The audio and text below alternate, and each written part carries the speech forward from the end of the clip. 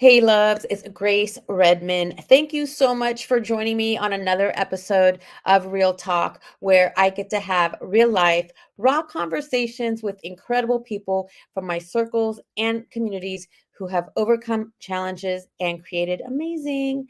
I am so grateful for you being here, watching the replay, listening, because I know there are so many other places you can be. So I'm very grateful and thank you. And please share, like, and subscribe so we can continue to bring you amazing guests like my guest today. Emily Silva Hockstra is a former award winning corporate sales manager who made the brave decision to leave a successful career to live in alignment with her true calling. As a sought after coach, Emily helps people who are mid career figure out how to create a life of greater purpose after finding career success. Emily is the author of 5 books, including her newest book, Sunset Gratitude, and also Sunrise Gratitude, which was named in 10 books that might just change your life right now. Emily lives in San Diego with her husband and loves spending time with her nieces and nephews. Please help me welcome Emily to the show today. Welcome, Hi, Emily. Grace. Thank you for How are having you? me. Oh, it's my pleasure. When I met you and we connected, in at Jill's, I just thought you were lovely and I was really excited, to have you on and just highlight you. And I actually have two of your 5 books here Thank that you. I have definitely been enjoying. I love Find Your Glow, Feed Your Soul so much because in the time we met, I had felt like I didn't have that glow. And so Mm. it's crazy how the glow is not what, I thought it was. And so this has been so helpful. And then I also have the Moonlight Gratitude Journal, which, I go to in the evening. And so I have some favorites that I'll, share with our audience. But it's so pretty. Like, I don't want to write in it. I take, the prompts and I write in my journal. So they've been very helpful for me. So thank you so much for, sharing, your knowledge and your magic with the world. Thank you. It's so wonderful to hear how people receive and use the books. It's always different, but it really makes my heart smile to hear how you interpret the books and use them. And I've actually seen a lot of people not write in their journals because they're afraid to do that because it is, I mean, my publisher has a beautiful design team and they do such a good job making really beautiful books. You're not kidding. I mean, it's really beautiful. And it's also like relaxing when I Oh, pull it out and just the pictures is just it's magical. I want to use the word magical because it just feels very zen and magical. And so I appreciate that about your book. So, I mean, you have, an amazing story. And like we said, award winning, career as a corporate sales manager, and you make the decision to walk away from that. Like, I mean, what motivated you to walk away from the security of a corporate position like that? Because that's not easy. it's not easy, and it took me a few years to actually do it. I did it because I started tapping into my intuition, and Mm. I was getting very uncomfortable while having this dream job that looked amazing to the outside world. I was traveling all over the world, helping people fix their wine. And although it was really fun, there was this discomfort inside my gut that just told me I wasn't doing what I was supposed to be doing. And when you are in corporate America, it's really easy to stay because there's lots of security, there's lots of benefits, there's lots of money, and we can drown out our intuition with all the comforts of corporate America. And I'm not anti-corporate America. We need our corporations. However, there are some of us that have these jobs and we have this discomfort within where on the outside looking in, everything looks wonderful. But if we stop and pause and really pay attention to what's going on at the soul level, it sometimes the answer is quit, or sometimes the answer is move on. And so I had to figure out, what does this mean? What does this discomfort mean for me? And I was at an intuitive painting class. I took one of my only vacations. I actually took 2 weeks off, which was something that I really wasn't doing because Mhm. I was a workaholic. Right. So I took these 2 weeks off, went to Costa Rica, did an intuitive painting class where I was the only student, and my painting told me to quit my job, believe it or Oh, not. so And tell us about that with, your painting told you to quit your job. Tell us more about that. What does that mean? I went to Costa Rica with the question, like, what is my next step? What am I supposed to do? Like, do Mhm. I ask for another promotion? I was having management issues. The person ahead of me and we kind of butt heads, and I wanted their job. And so I went to Costa Rica and I was like, what is my answer? Do I keep pushing and trying to force something that's just not happening? Or do I stay where I'm at and just become content? Or do I move on? And so I took this class, and I'm not a painter, but over the process of painting, I really let go of my mind because I was being Mhm. creative and Mm. using my hands. It's like because my mind was quiet, my soul spoke, and Mm. she had me pull two cards, which were oracle cards. One was two men arm wrestling, and that was where I was currently. Obviously, that was my work situation. And then the second card was where I was headed, and it was a girl back floating in the pool. Oh. And to me, that said ease. To me, that Mm. said surrender. Because in order to back float, you kind of have to surrender. You can't kick. Oh, You can't really think about what you're doing. The water holds you. oh, that's trust And right there. that was my message. Oh, I love it. I love it. And I love how you interpreted it as surrender and trust. And it's not easy to do. Mm-mm. Well, yeah, because that was in February and I didn't quit my job until May. So I walked around from February to May with this, I know I have to do this in my mind and gut. And it took an immense amount of bravery to write that letter and deliver my resignation letter. Oh my gosh. But I did it. And it wasn't, I mean, I did it 10 years ago and it wasn't amazing the whole time. Like my 10 years have been up and down, Sure. struggles, wins. But when I look back over the last decade, I know that one act of bravery Mhm. was the catalyst for where I'm at now. And I love how you say that one act of bravery, and we're so afraid and we're holding on. And in staffing, because I've done staffing for 25 years, we called what you were talking about, like the security and the money, we called it the golden handcuffs. Yes. And it's scary to walk away. And I love and I appreciate how you said, it was that was a catalyst moment for the next 10 years. And sure, you've had there's wins and there's challenges. But after speaking and hearing you speak, so much unfolded after Yes. you made that decision. And that's what happens for most of us, right? We have this whether or not it's quitting your job, there's a big decision we have to make in our life. And Hmm. it's your choice. You get to choose your decision. That's right. And whatever happens after you choose that choice, life will fall as it may. And so whether Yes, you stay in your job, that is also a choice. you're And right.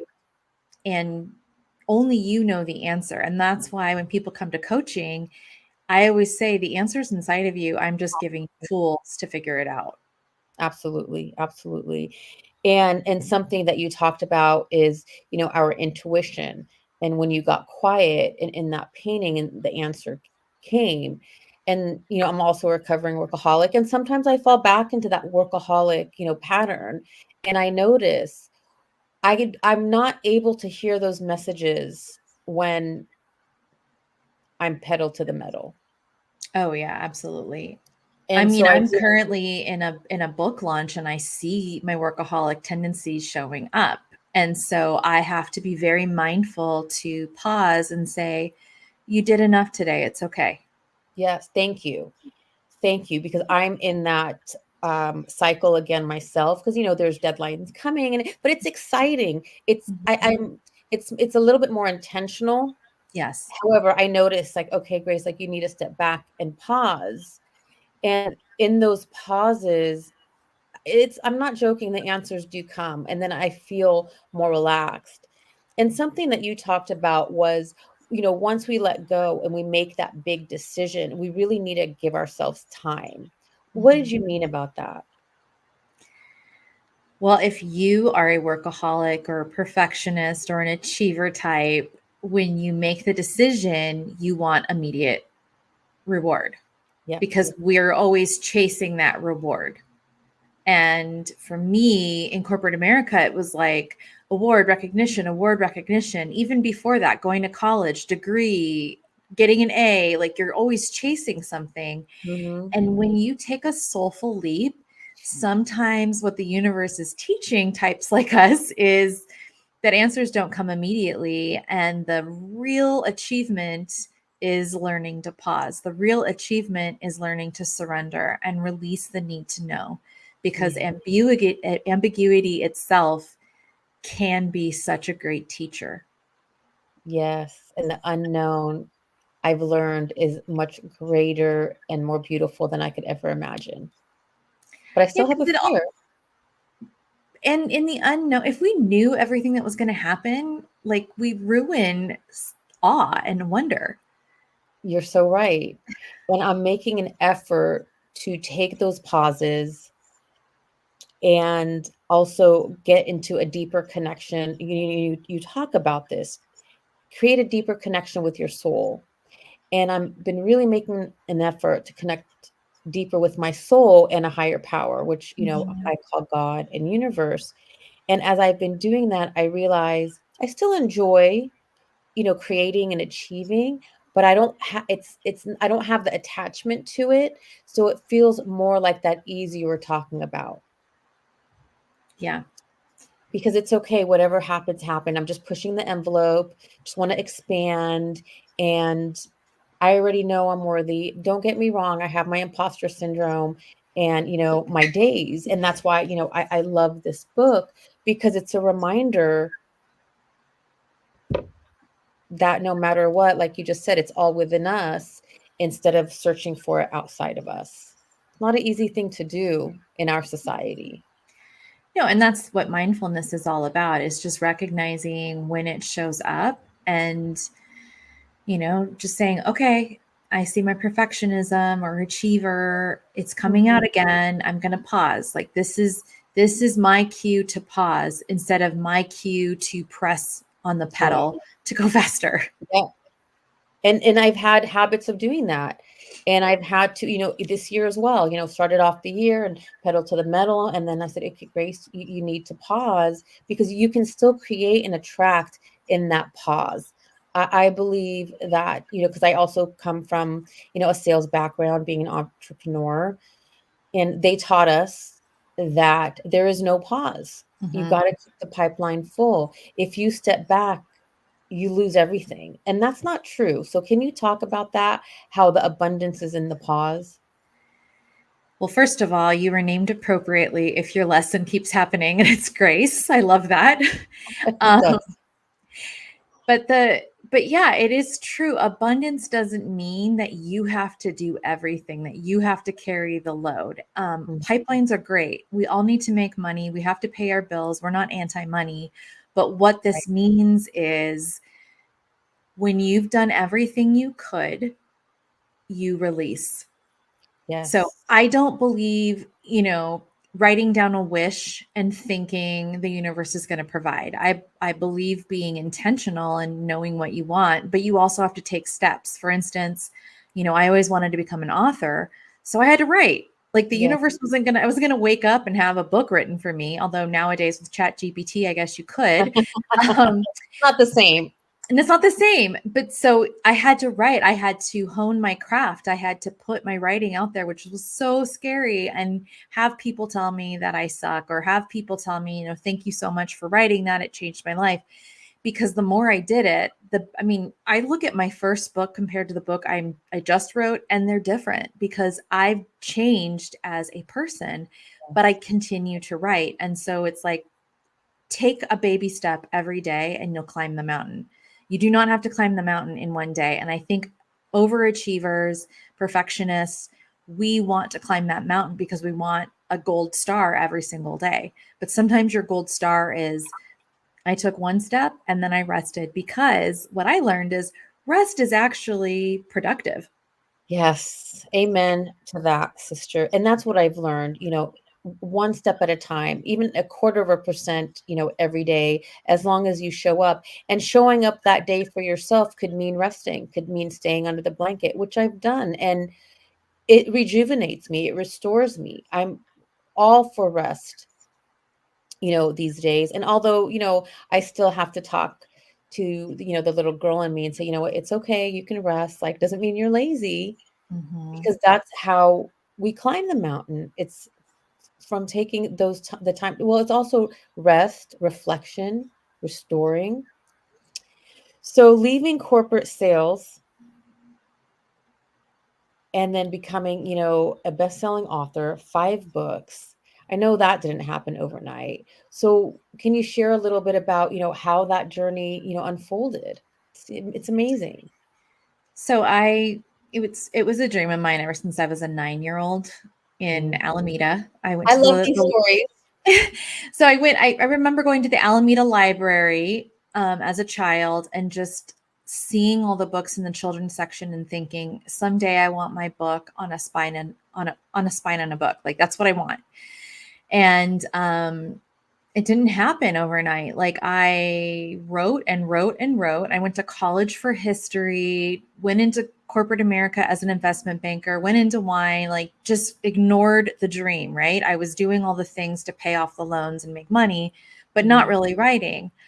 And so I knew that if I was going to become a published author, for me, I was going to have to quit my job and actually focus on it.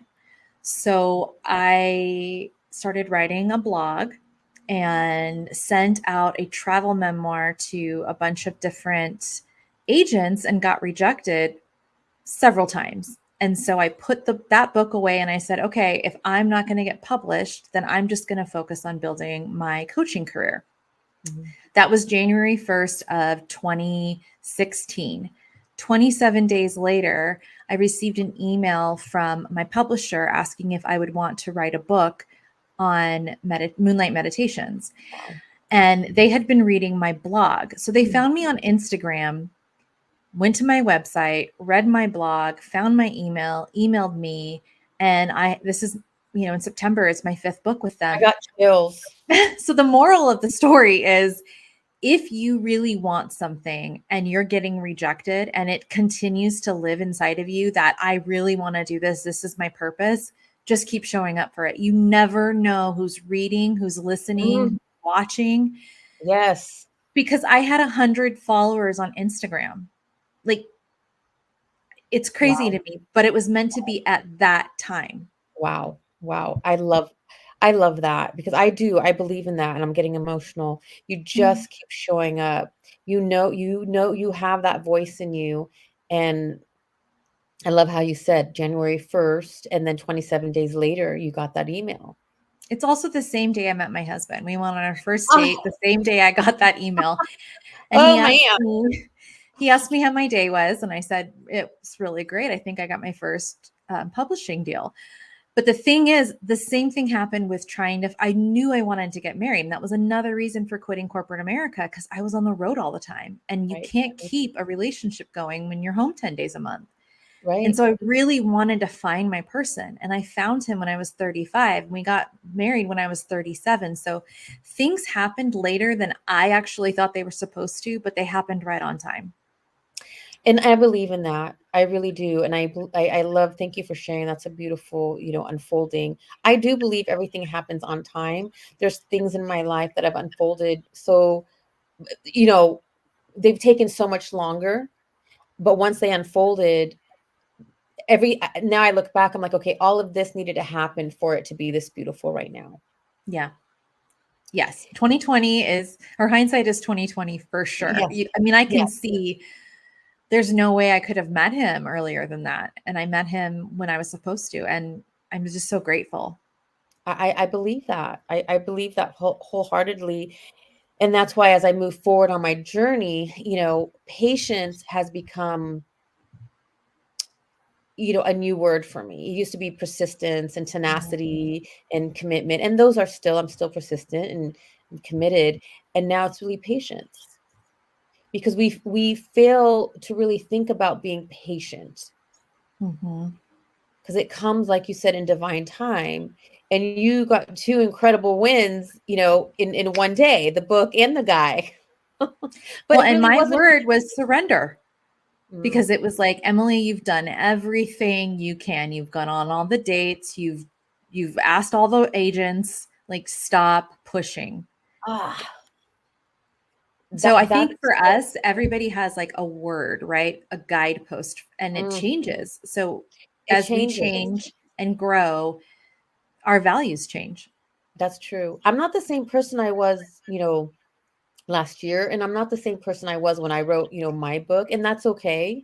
Mhm. We learn and we grow, and it's just being open and curious. And it's in that surrender that the, the magic happens. But it's hard because you have this attachment to things. Yeah, surrender is not easy. Like, it's like a death. There is grief in surrender because There you are is, giving right. up what you believe. It's your expectation. It's a death of your expectation, which, if depending on Yeah. how hard you're holding on to it, can be pretty hard. Well, also when it's part of your identity, I found Yes. a lot when letting go, which brings me to, as a coach, I can ask you this.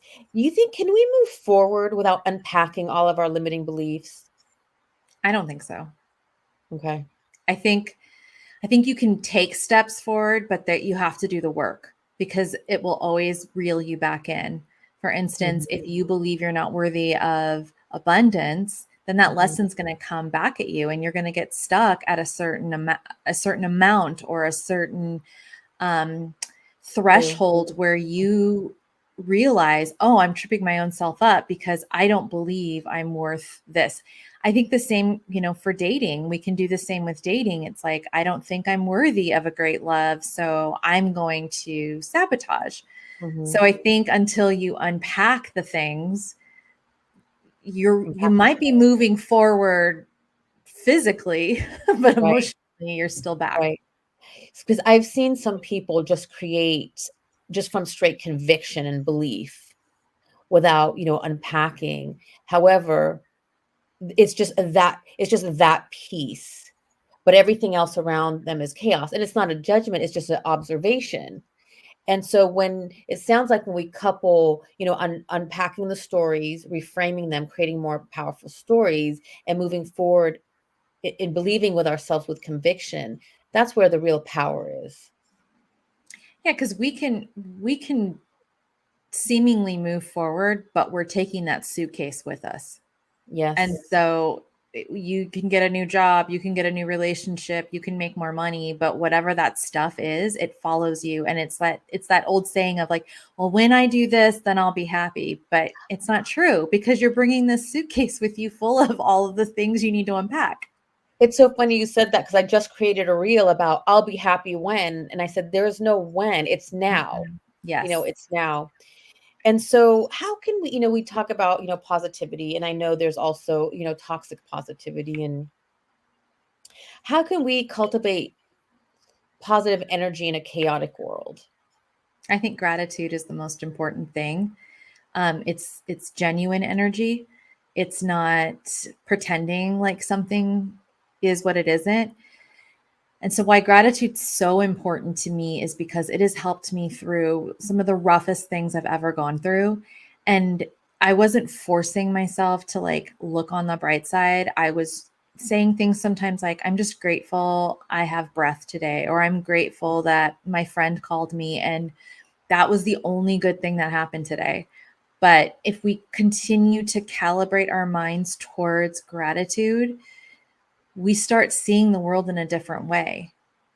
And it's not toxic, because we're not glossing over everything else that's happening, because you can be hopeless and grateful at the same time, I think. I agree. And Gratitude for me has been a game changer. I've been doing self-development since I was 15. And why did I not really learn about gratitude until, 10 years ago? And I remind myself, well, I wasn't ready to hear it. I enjoyed, um having the belief system, looking at the lack, because the lack was what pushed me to produce. Yeah. Right? And so it Mhm. wasn't until I went back and, got coach certified and I learned about gratitude.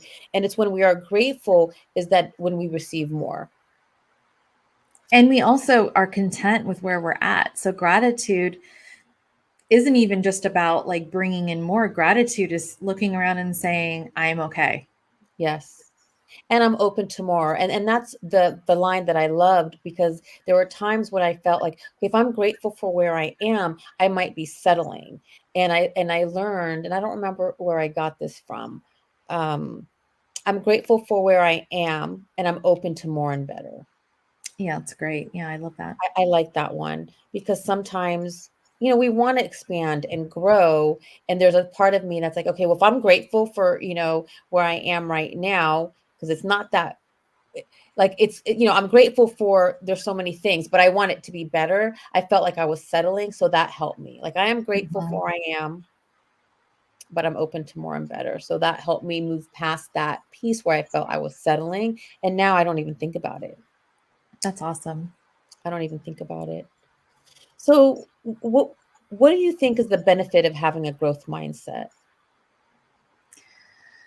I think there's many benefits, but one of them is knowing that you don't know everything. Because when Mhm. we believe that we know everything, we're rigid in our beliefs and we can be really hard on ourselves and others.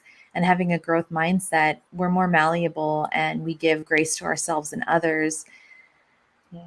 And there's benefit to that because so many of us, I mean, look what's happening in the world with the extreme sides. And that's not growth mindset. That is, I am Yeah. right, you are wrong. How is Yes. that going to cultivate love and compassion in this world?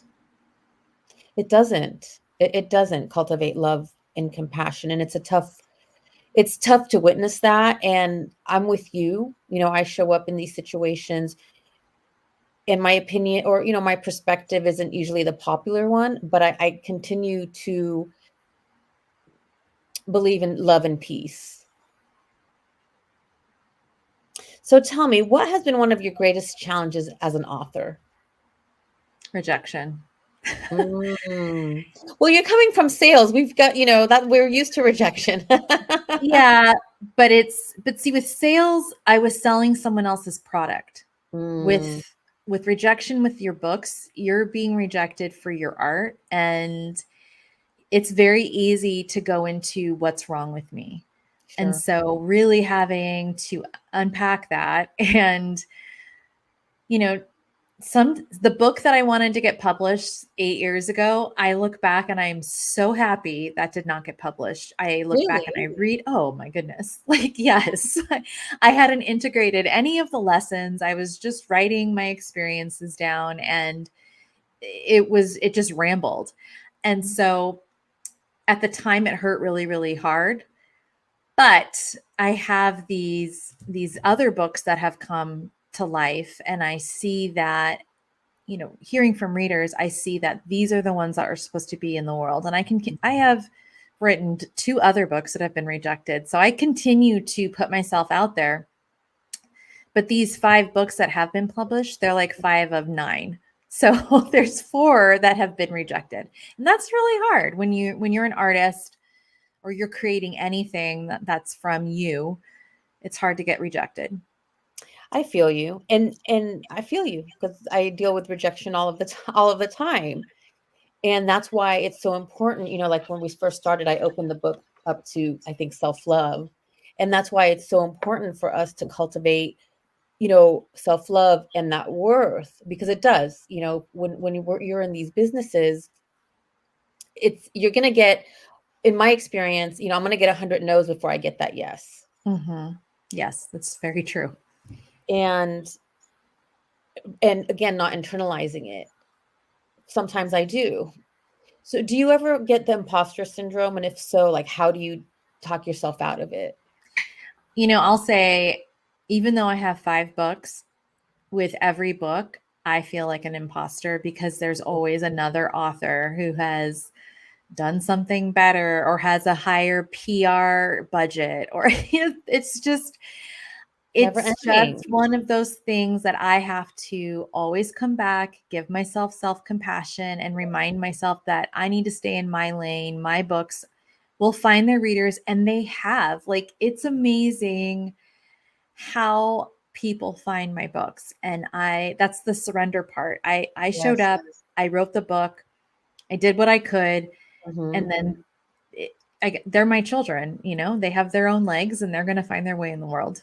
I appreciate that. And that is it is always in the surrender. Because when we're in resistance, it's like, and I have to remind myself, if I'm in resistance and in that stress, I'm not open to, allow the opportunities and the possibilities. Yet, my ego gets in the way because, that's what it does. It sabotages, it helps keep us safe. But the beauty is in the surrender for sure. And It I, ha- really I and is. I have to keep reminding myself of that.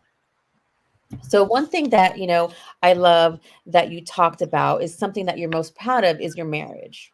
And I love Oh, that. yeah. And so tell me, like, what's necessary to creating a successful marriage? Hold on one second.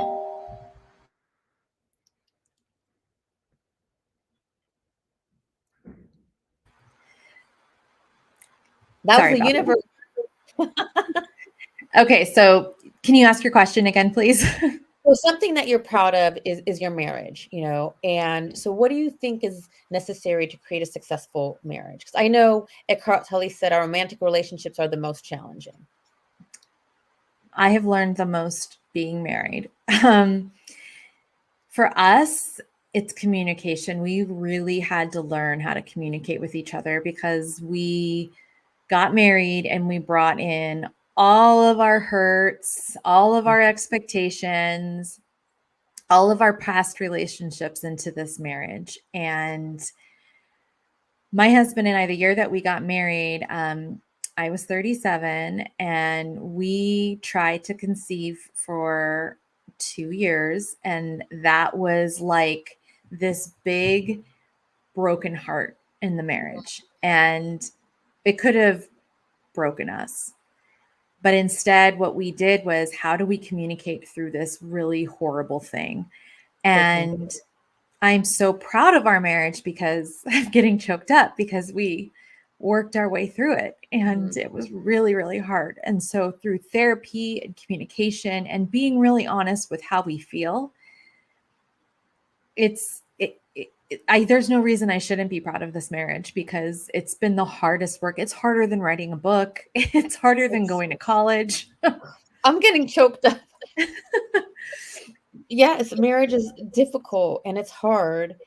And I've been married 27 years as well, but like you said, communication, and both people need to be invested in doing the work. And I've heard you mention, you know, um, that your husband, is invested in doing the work. He really is. And I'm really grateful for that because before previous relationships, I didn't have men that were growth mindset. Like, I I knew love this. that mindset. And and when I was dating when I was 35, I'm like, okay, this person has got to be a life coach or somebody who's in the wellness space, or else I'm not interested. I'm fine being single the rest of my life and traveling the world. I already have been single this long, like, why not? And so I met him online, and I was on this app for a week, Bumble, and I saw him, and underneath it said life coach. Oh, And I'm like, I'm either going to have a really good conversation with him or he's my person. Because I was 35. I had dated and dated and dated, and it wasn't all horrible, but you learn a lot about humanity and yourself dating that much. And so we went on our first date, and that night, like, I just knew I was going to marry him. He was magnetic, or he is magnetic, but he also was so excited that he had just had a niece born. And he oh, spent half of the conversation with his eyes sparkling, talking about this baby girl in his family. And I fell for him. I love these stories. I love these stories because, so often we hear stories that are, we don't always hear these beautiful stories. And then we think that, there aren't happy endings and that everything is terrible and relationships are terrible. And thank you so much for sharing that I because think it's I believe there is, good and there are great relationships and it can happen. yes. And I think being willing to work on making it work Yes. has been the game changer for me because in the past, some of the things that Nate and I have gone through, I probably would have left and just been like, this is too hard. But I knew that I wanted a lasting relationship. And part of the problem was me and me wanting to leave. So I had to stick with it and learn how to be a better human through the process. Well, you said it earlier. It's we both each person has to do the work Mm-hmm. and have to unpack, the trauma or, the impactful moments and the attachment styles. And it's not easy to do. However, what's on the other side of it is magnificent. Yeah, there is just this complete ease I feel being with him. Like I don't wonder, I'm not worried. It's just when he's around me, I feel just such grounding energy. And we were actually apart last week. I went to a conference, he went on a golf trip, and it was fine, like wonderful. But when he came back, I felt my energy shift completely and I felt so grounded and at ease because that's what he provides in my life. And And I I know that it took me time to learn to even appreciate that, to know that that's what I needed in life. and I love, you sharing that because earlier, when you met him when you were 35, you said? Yes. So would you have been ready to, be with him when you were 32, 31, 33? Absolutely not. When I was that age, all I wanted was excitement. I wanted change. I wanted to be in a different country. Like, there's no way I would be like, oh, grounded and ease feels good. Mhm. And that's what the journey is about. I'm learning is that there's different seasons and different stages Mhm. to our lives, and at each stage is necessary to get to the next stage. Absolutely. It And and it's like a again, domino, we talk, my husband and I always say, I'm so glad I met you when I did. Because he was on his own journey. He wasn't ready for, right? settling down, and he knew he wanted to get married, but we got married and met at the perfect time for us. Well, and you also were both doing work, your own, the work, and then you come together. And I not that we can't, we have to be perfect when we get into partnership. I mean, I've been married for 27 years, 20 something years, and it's been up and down and you know, and it worked and then it didn't work. But it wasn't until, I've been doing the work. And it was when he started to also do the work that it was life changing and transformative. Um, Oh yeah. but if he had done the work sooner, I wouldn't have been ready to, receive him in the way I have because I wasn't ready, even though we were married. Yeah, and I always say, like, because I know we're gonna hit other walls. I know this.